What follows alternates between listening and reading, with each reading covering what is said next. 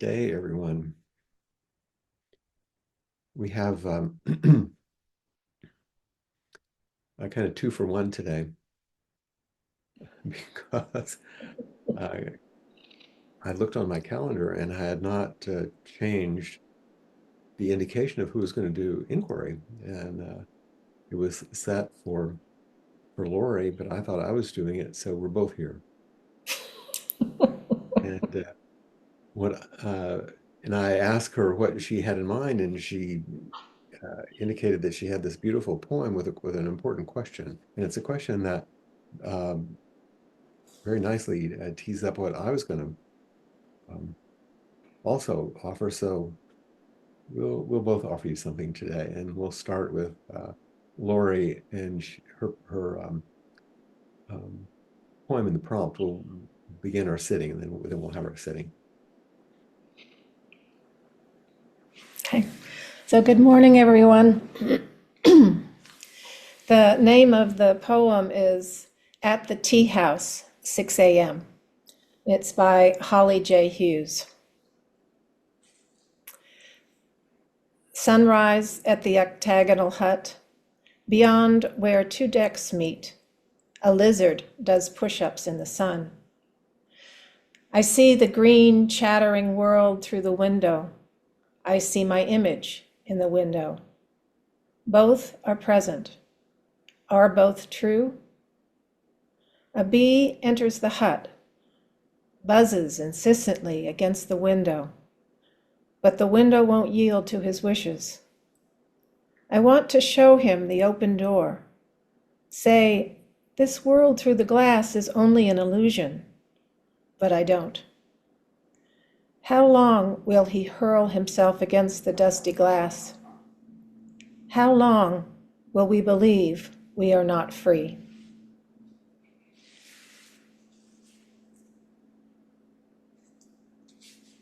An important final question, isn't it? Is there more you wanted to say about that before we sit? No, just a question of what will it take to convince ourselves that in fact we are free. Yeah. Okay.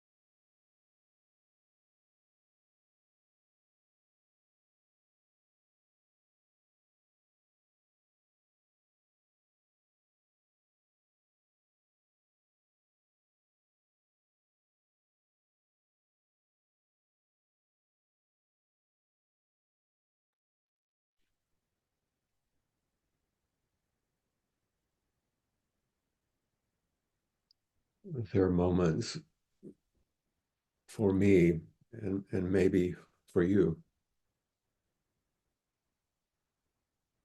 despite years of practice, despite study and endeavoring to remain awake, despite all the beautiful and generous and loving support of Sangha members,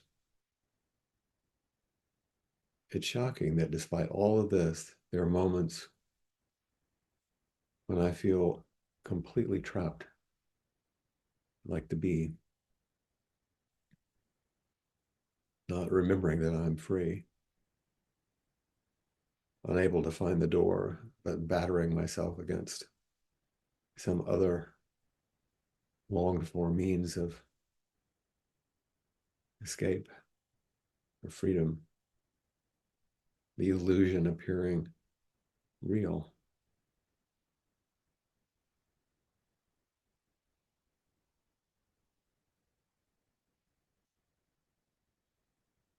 And then in some unexpected turn of my heart or a kindness of someone else,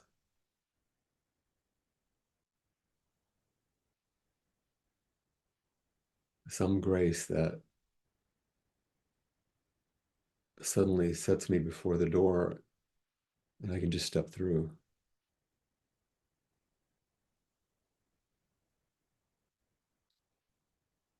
Over and over again.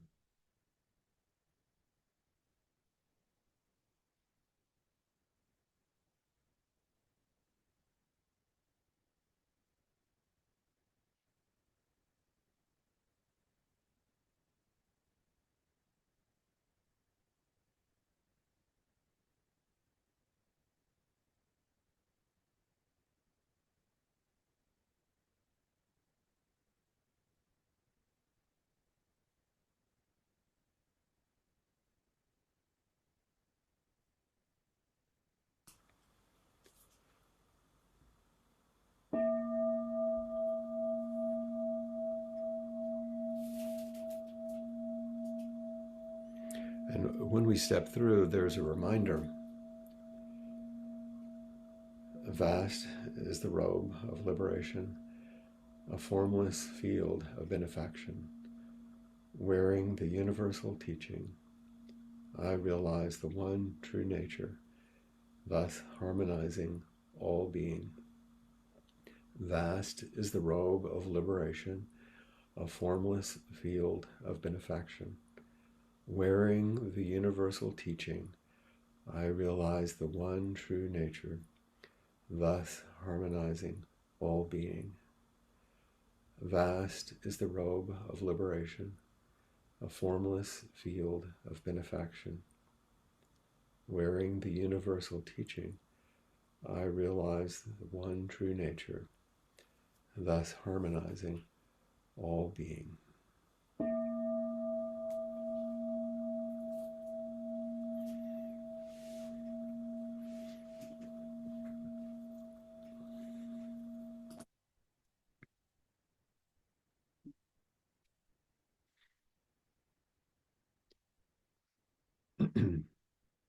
Thank you so much, Lori, for doing exactly what you said you would do, and then I show up. But it's actually perfect because the foundation of what I was going to reflect on today and will has to do with shared teachings with other Sangha members. It's precisely what evolved this morning because in the two retreats that I've just completed, and we have another one with Open Door beginning this week, I've shared the teaching seat with other senior students or entrusted teachers rather than my just doing all the talks. And so it's been very much exactly what we're doing now. And so we've started in a lovely way that echoes exactly what I wanted to encourage and emphasize. I shared a few things from the retreat on the koan of your life, which we completed Awakening Together in Twin Cities in Minnesota the week before. And this past week in the UK, um, the retreat was titled "Let the Beauty We Love Be What We Do," which is a line from a small Rumi poem, which some of you may know. It's just a few lines. I'll say it because it's beautiful. He writes, "Today, like every other day, we wake up empty and frightened. Don't open the door to the study and begin reading. Take down a musical instrument. Let the beauty we love be what we do. There are hundreds of ways to kneel and kiss the ground."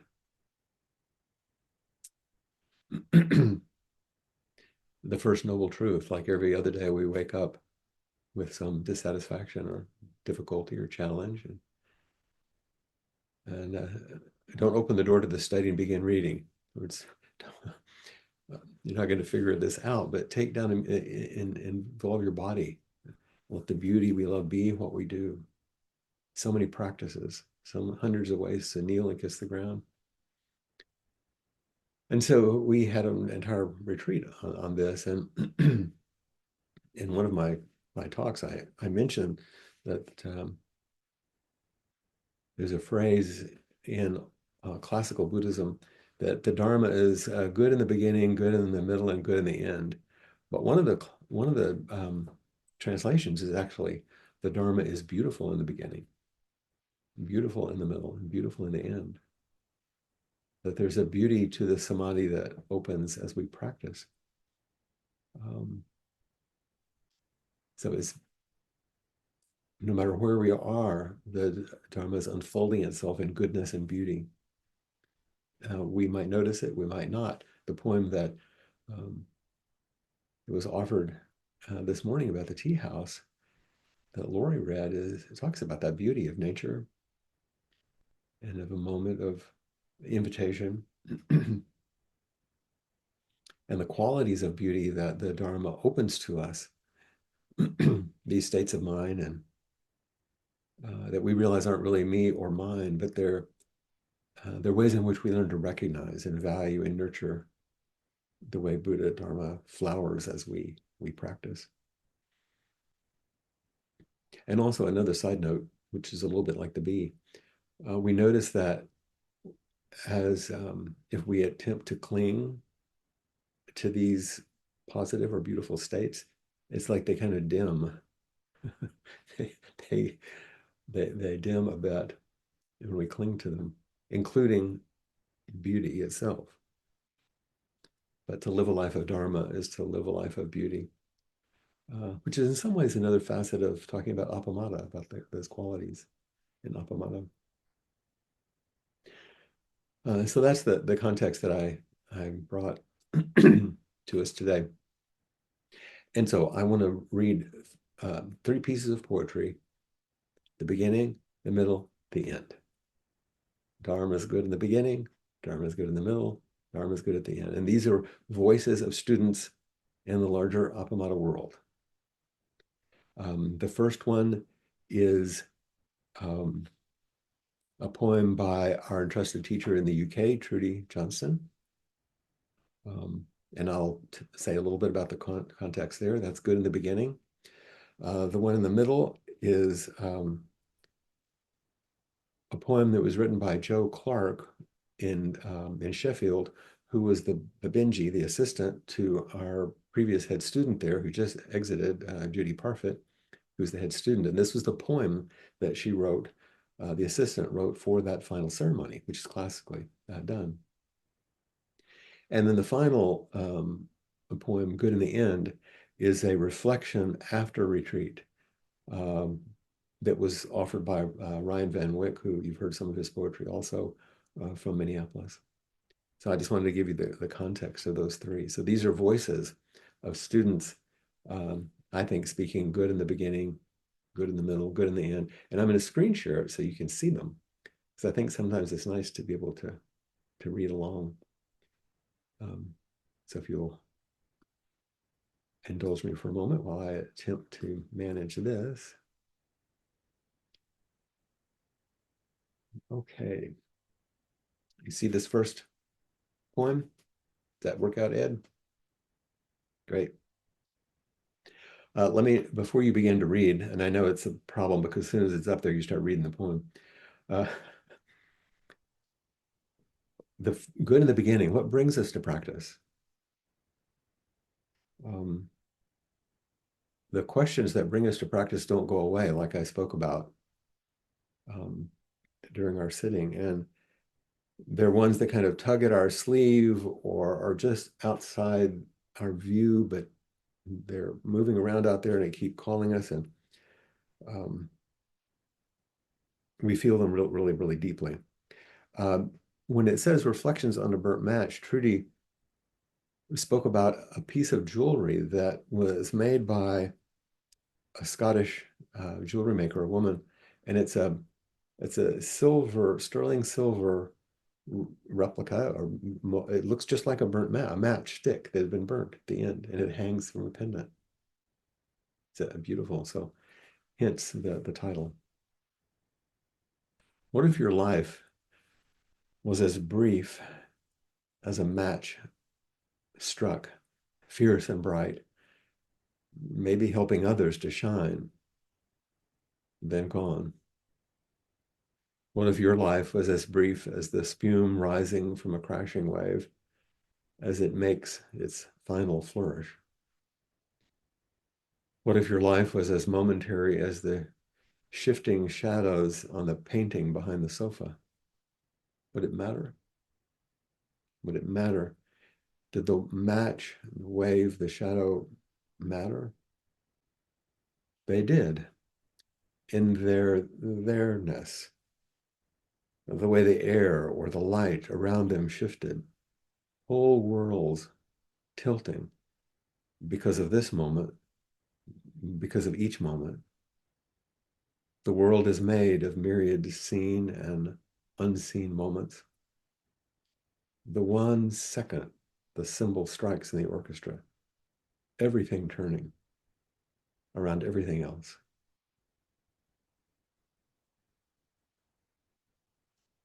And I thought this was a beautiful invitation to practice. What is our life about? How do we come to understand a life? This is our big question. What if your life was as brief as these three? Well, it is. In some ways, it feels that way. And many of us are quite reminded of that these days with so many friends and folks that we know who are passing away, things that we see where whole peoples are being destroyed. What if your life was as brief as a match struck, fierce and bright, helping others to shine and then gone? So hopefully our life will do that, help others shine, and then we go. Or brief as a crashing wave that then recedes back into the sea of reality, a shifting shadow on a wall. But does our life matter? Everything matters. And we come to know that as we enter practice. So even when we don't feel like we're doing much, or we don't feel our practice is very powerful, our perception isn't the measure because everything turns on everything else. And that's always happening. It's good in the beginning, good in the middle, good in the end. It's always happening.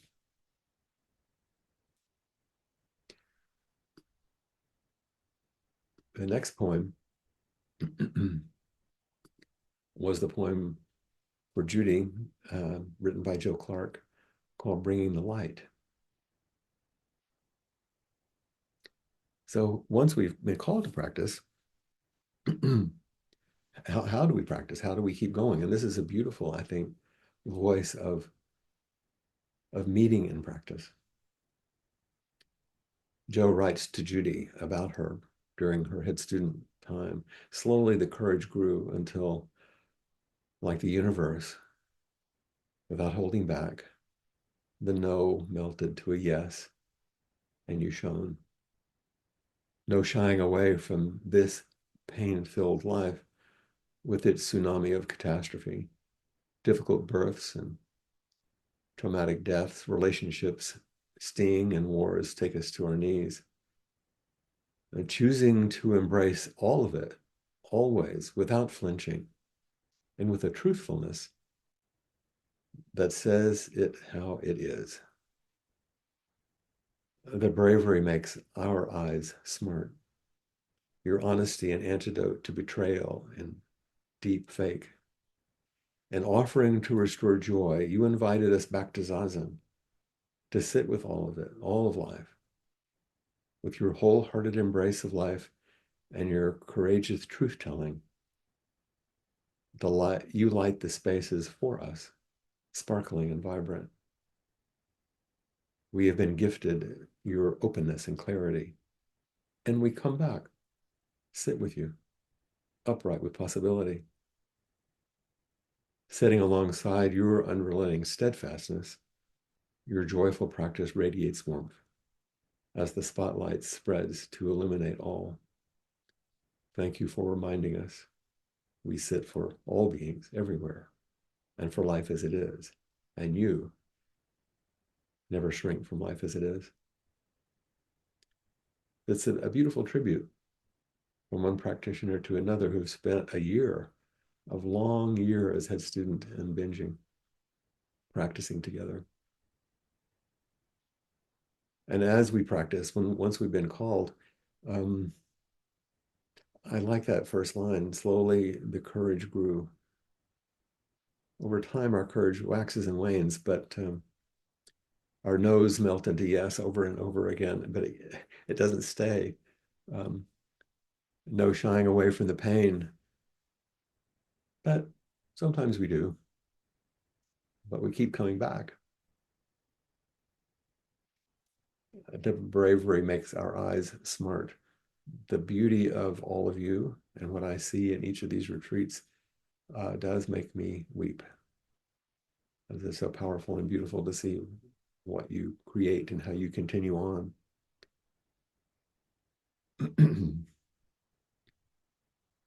And then as we come back and sit with you, upright with possibility, I love that line. We do come back over and over as we call each other, sitting alongside each other, radiating warmth, illuminating our lives, reminding us to sit with life as it is. This is good in the middle. This is all a practice.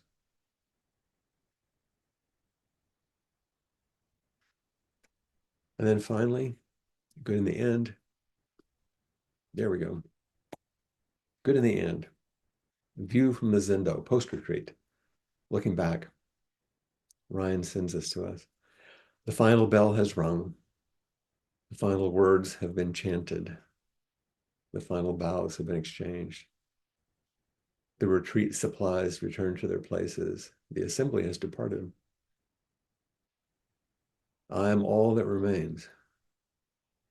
A great empty space, only moments ago bursting with life, activity infused with wakeful energy. Steady, abiding through days of stillness, the silence settling in the emptiness feels different. Perhaps the silence of presence is of a different quality than the silence of absence. A cry begins to rise within, traveling from heart to mouth. Please return to this place. Find your way back to these seats. Persist in this practice. Continue awakening together. Maybe some of you have felt this as because so many of you helped in so many retreats. And there's so much activity for so many days and it's so full. And as we clean up and clear out, we sometimes stand in those empty spaces and feel the fullness different. We really embody this form and emptiness, form and emptiness. Boundlessness is form, form is boundlessness. And the request to persist with affectionate presence, persist with affectionate awareness. And then that final request, just like the initial request of Trudy, to realize our lives as something precious that we need to be called to. That message of Job that says, stay with practice, help each other, call each other. And then Ryan reminds us again in leaving, please return to this place. Find your way back to these seats. Persist in this practice. Continue awakening together.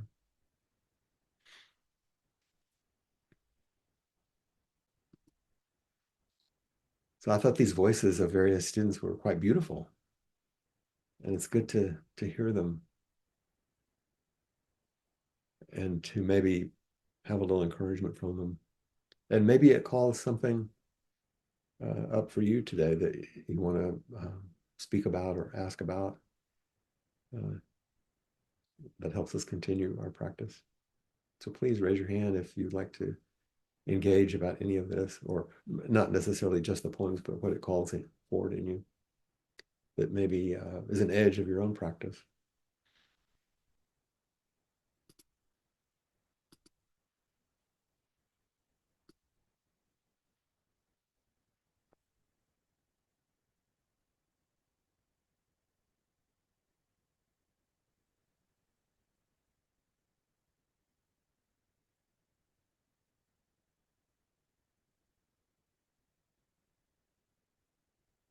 I see Lori wanted to come back.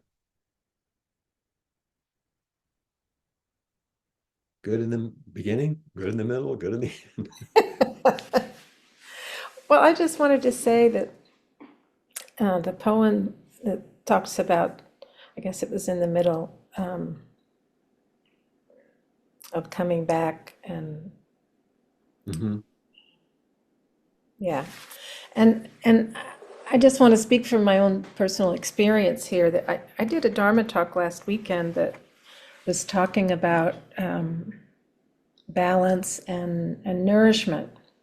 And in preparing for that, thank you, Peg. She added in the nourishment when I was talking to her. Anyway, so I was really, when I was preparing for that, I was thinking about the things that really nourish me in this practice. And I had never spent that much time really thinking about it. And so I came up with the list of things, and there was quite a few that really sustained me. And it was useful for me to do that. And so I presented it to other people just to get an idea of how that worked. But it's really worthwhile to consider that. I think sometimes there can be a sense of, oh, I've got to do this, I've got to do that, and it kind of dries you out. And but then it enlivens it again when you think of, no, I enjoy this, or I enjoy the benefit of this, or however that works. But even just the doing of certain things are just really enlivening. So yeah, just add that to the mix. Absolutely. It's a very important thing to remind each other of, because in the reminding, you also are nourished, Yeah. because the relationality, just like our being together today, it's like, oh, I didn't expect this, but it's so nourishing and so lovely to, dance together a little bit. Thank you. And thanks for that practice invitation too. It's a good practice to do. What's nourishing about this? Jan. And I will say, as you're getting prepared, welcome the new head student in the UK, everyone. And just entered. Yeah. Thank you, Flint. Mhm. Thank you. I guess I just wanted to speak to that, really. I was really inspired by Judy's time as head student.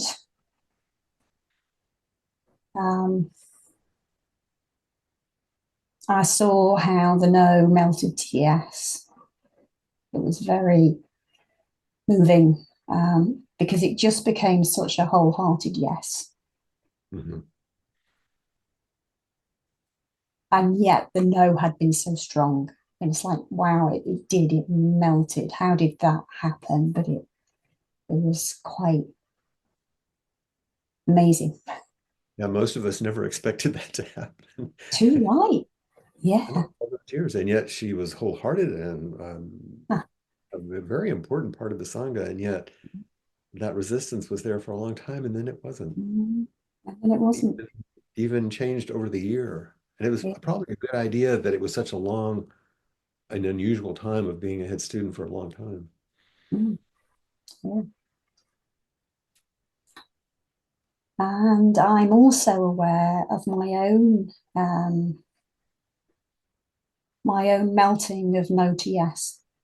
Mm-hmm. I've been sitting with quite a resistance for some time about, every time it comes round at that time of the year, it's like, who will be the next head student? I'm like, hide, run. Don't make eye contact. The teacher will Yeah, follow you. yeah, yeah. And I don't know how that change has come about, but it feels a real wholehearted yes. I don't know. It feels like it's shifted from something that was, sort of fear-inducing and a responsibility and was heavy, and now I feel a sense of it being a gift, Well, which that's a beautiful way to name the yeah, shift. Because when you begin to realize that, yeah, it's like Lori said, when you begin to feel the nourishing quality instead of the mm, burdensome quality, it's mm, those mm, parts of us that ordinarily meet the world with our yeah, strategies about how to manage. We're yeah, banging against that window, like the bee. yeah, And yeah, suddenly, oh, there's a door, and you just go through it. yeah. Yeah, somehow there's this ease. Before it was like, I'll not be able to do it, I'll not have the space, I'll not have the time, blah, blah, blah. And now, having stepped through, it's like somehow there's a spaciousness. Yeah, because all the things that you list in that no didn't change. Yeah. I mean, you still have the same amount of time and the same amount of Yeah, energy. I know. So what shifted?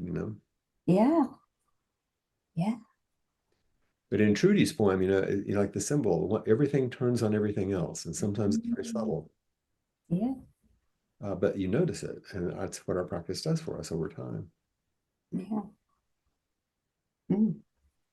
It's like and all that knownness was like an illusion. It was the banging my head against the window in Laurie's poem.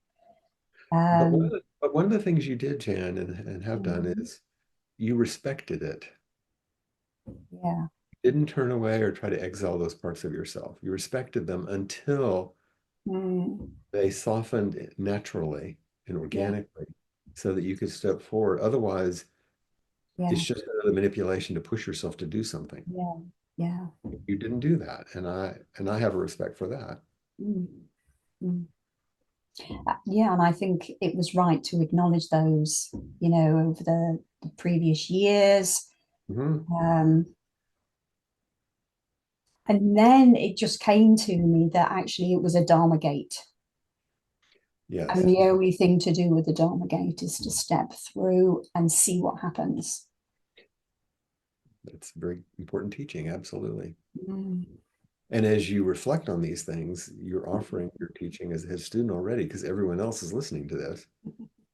And it's like, oh, I have those areas of no, and sometimes I have areas of yes, and this is what can be possible. mm-hmm, And we have to respect mm, hesitancies. We don't mm-hmm, have to reify them and make them more real, but we also um, don't have to push them away and act like they don't exist because mm, they're worth attending to. Because the Buddha nature, if everything has the nature of a Buddha, then every part that we're meeting has at its core that yeah. well, it's important to find that, not try to just manipulate or manage things. Mm-hmm, Otherwise, mm-hmm. it's just coping, and that's not practice. Yeah, yeah, yeah. This does not feel like coping. This this is how I was really struck off the back of the retreat is I'm tired yet energized. There's something light and energized and almost Yeah. excited about this new path. um, that I never expected to feel. I expected it to feel it like a burden, like a weight. Yes. And it's given me energy. Well, that's the part of the illusion that we realize the experience is not the same as our thought about it.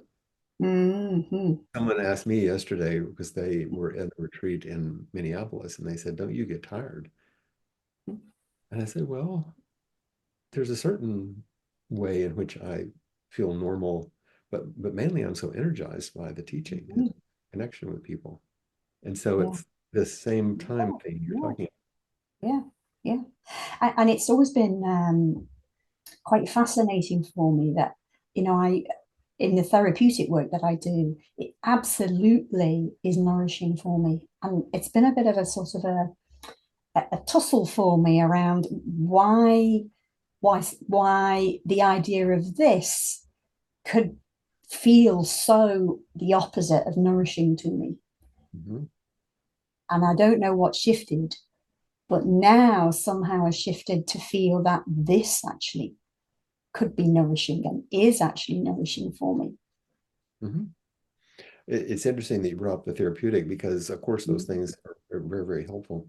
And you Mm. could ask the question, why did it shift? And then start looking at all of your history, all the Yeah. things that associate, all the therapeutic things.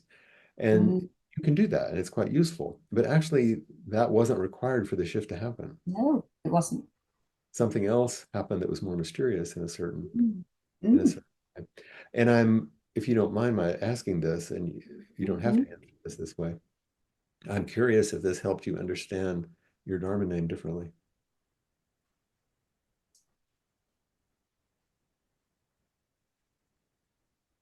because you had some questions about it in the I beginning. did. I did. And Uh, and two names are what yeah. you're talking about, I think. Yeah. So the first part of my name, because people won't know, is function mountain, and I very much know what that speaks to. And the second part of my name was great harmony, and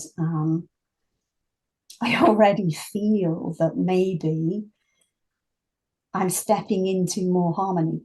Um, Without abandoning your functionality. yeah, yeah. So off the back of the retreat, I don't know. There's something feels like I've got out my notebook. I'm reflecting. I'm sort of found myself sort of more present and more with myself and less focused on task. Good. What a joy! Yes, absolutely. What a joy! Yeah, you've entered into the new role Mm, with a joy. That's great. mm, mhm. Yeah, thank you. I look forward to reflecting more on that second part of my name and how I can Yeah. move into embodying that more fully. And appreciating the first part more and more Yeah, yeah, because you get caught on the function part and you forget the mountain part. yeah, yeah, yeah, I probably do. Yeah. I Yeah, sort of almost feel a judgment about the function part. right. Yeah. And that's what I'm suggesting. It can also Mm, soften and melt mm, yeah. the great function of a mountain. Yeah. Yeah. And so now, thank you for your first Dharma talk as head student. Mm, We just get with me. thank you. Thank you, Flint.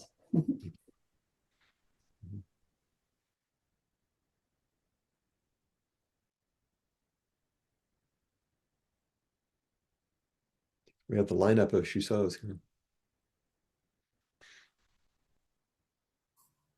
There we go. Yes. Hi, Flint. And thank you, Jan, for talking about your head student There's your head and student sister. entrance into, yeah, the role. So let's see. Joe's poem for Judy, all the J's, was so inspiring to me Mm-hmm. as I sit through. I'm about a month and a half in now to this role, and I'm loving the tea meetings with everyone. It's just delightful getting to know folks one on one. It's like a real treat. And then there was an opportunity, like with one day's notice, to give a talk, and I had something I wanted to share, and I was like, "Oh yeah, I have something," and nobody else said anything. So yeah, I guess that was it. And so 7 o'clock the night before, okay, well, you gotta put it together. And I was aware of how nervous and scared I was. Mm-hmm. And I called a spiritual friend and I said, I am so scared. I was crying. And she was loving and accepting. We hung up and I wrote the thing and I gave it the next day. So that was a real teaching for me. Yeah, you weren't trying to get through the window anymore. You found the door. Exactly. It And that means was taking a warm hand of a friend. absolutely. I mean, that was like really, really big for me. As you know, I am in a setting like this, I can open up and share, but one-on-one, more scary. And so it was really, really helpful. Now, the intro to Zen class, I'm really scared. Again, I got that, like, how can I do this? And then the question that you asked, Lori, about freedom. So I was driving to meet a friend yesterday, and I realized, well, do you realize that you're free to do this the way that really is an expression of you? I Mm-hmm. had a little bit of help. Jessica said to me, you have done the kokyo. Is that the role that I had with the chanting?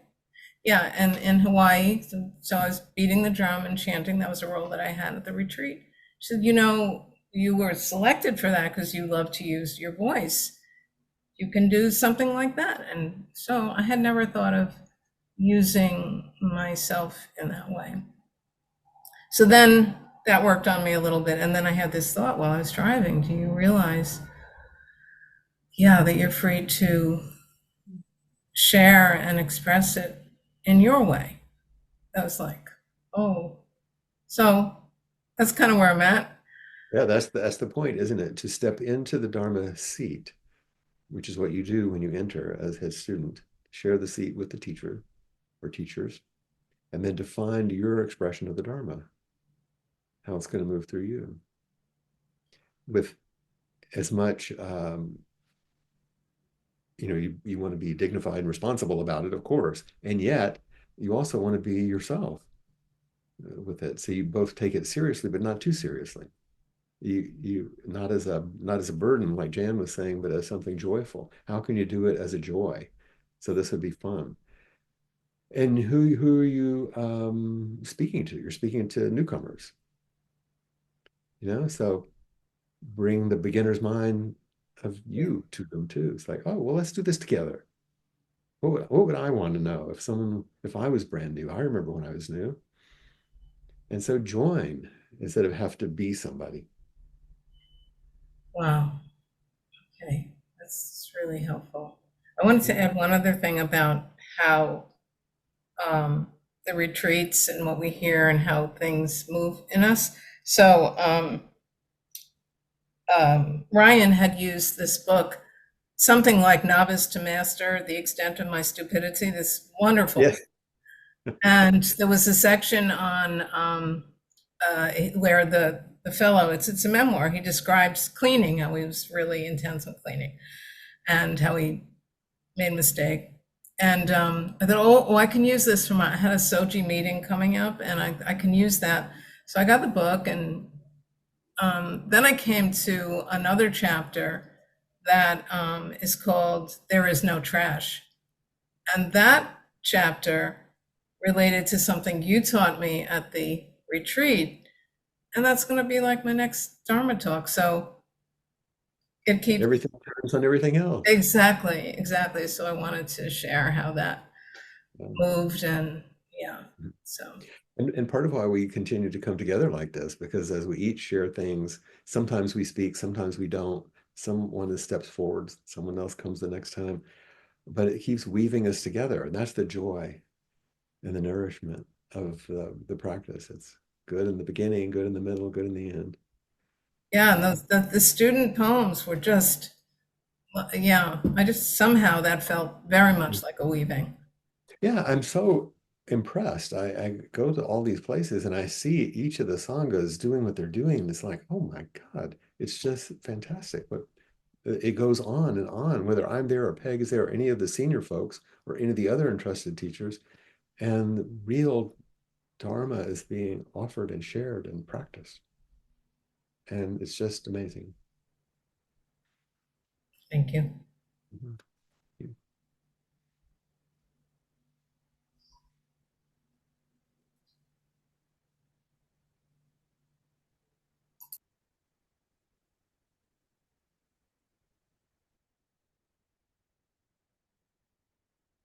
As I sit here, I look past the screen of my laptop through a window and watch the bees going back and forth. Ben,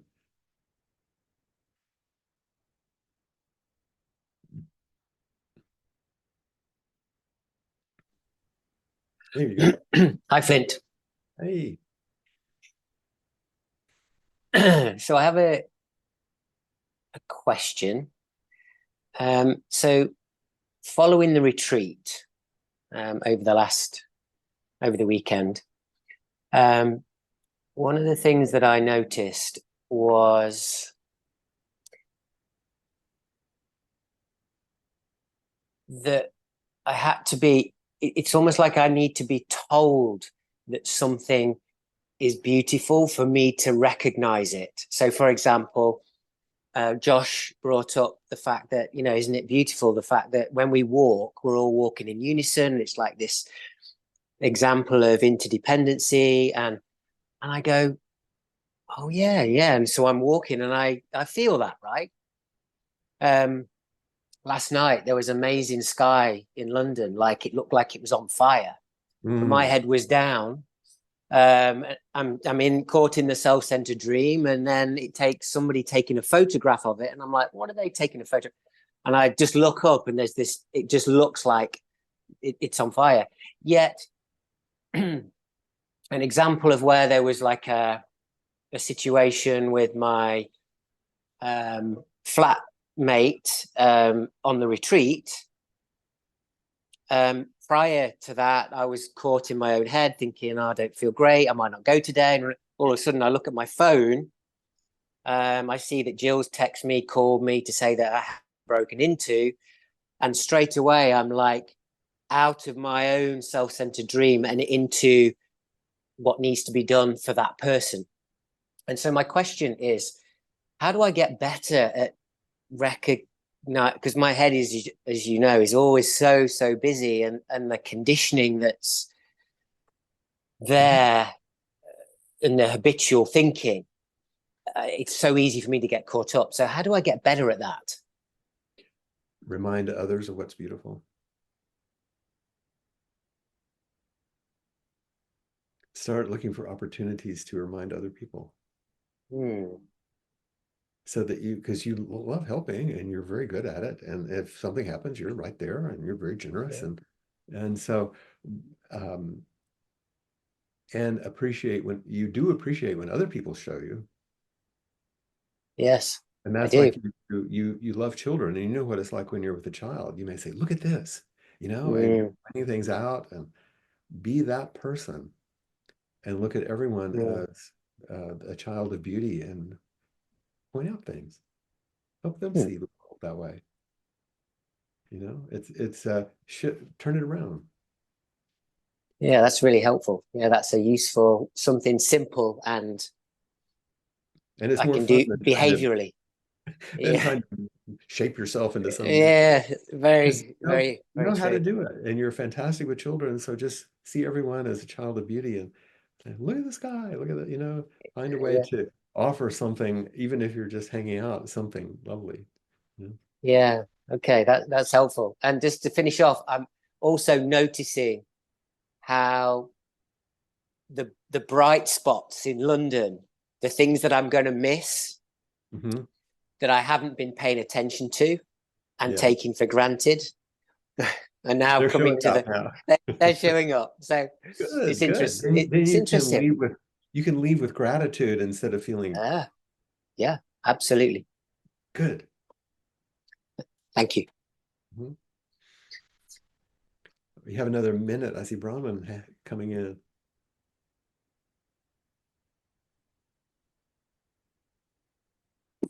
There she is. Are you coming to us? You're still in Honolulu? I'm still in Honolulu, and I'll make this very quick because I know we have the last minute. Oh, that's okay. Sometimes I get confused with caught in a self-centered dream and what the meaning is. So being in the hospital this past month, and focusing on, do I have an amputation or do I, which way do I go? Is that caught in the self-centered dream? Only if you are. I mean, you can be focused on something like that because it requires your focus. Right. That's wisdom and compassion. You want to be clear and you want to be kind and do the right thing. Right. If that focus on something, suddenly you say, I'm going to just make it kind of clumsy here, but like, why me? And I can't believe I have to do this, and I'm in so much pain and everything. That's caught in the self-centered dream. I get you. When you get caught in all your stuff, but to get as clear as you can get, to focus on something that is about you in the moment, because it is required, because that's what would be wise and what would be compassionate. And you reached out to people, you did to me, and I know you did to others, just like Ben was saying. That you get that distinction then?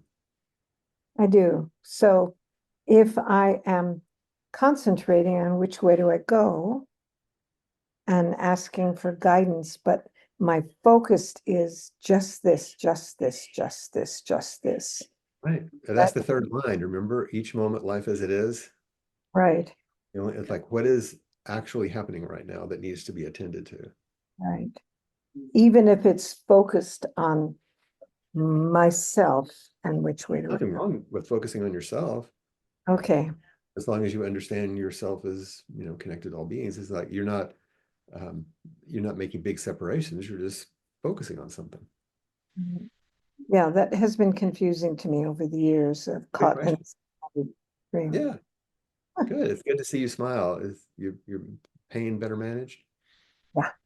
Everything's 2 thumbs up. Okay, great. Thank you. So we will offer our chant that Brahman just suggested to us, but I believe that Heg wanted to make an announcement. Is that right? Yes. Before we end, I want to make sure she didn't get lost in the end. A quick announcement that starting November 11th, the Depth and Practice reading group will be starting our book, Not Two, the Appamada story. So please feel welcome to join in. It's the Zoom link is on the calendar. And so we'll start reading the book and I'll start writing ahead. So November 11th, which is what day of the week is that? Monday. And it's at Monday following the election.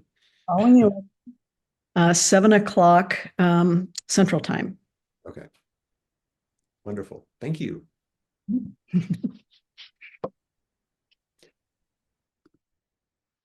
Okay, here we go.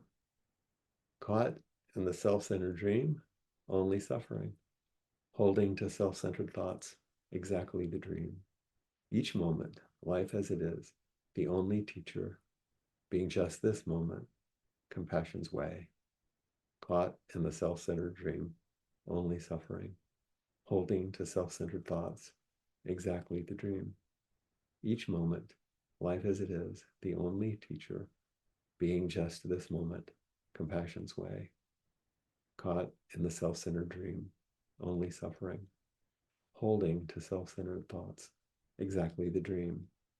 Each moment, life as it is, the only teacher, being just this moment, compassion's way.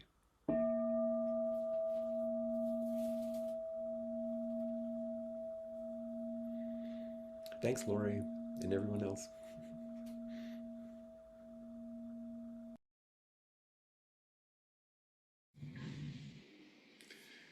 Thank you, Flint. And just want to thank everybody for being here, and just remind you that Appamada's programs and facilities are all supported through your generosity. So you can go to the appamada.org link and use the /contribute option. And please know that everything and anything you contribute makes a huge difference.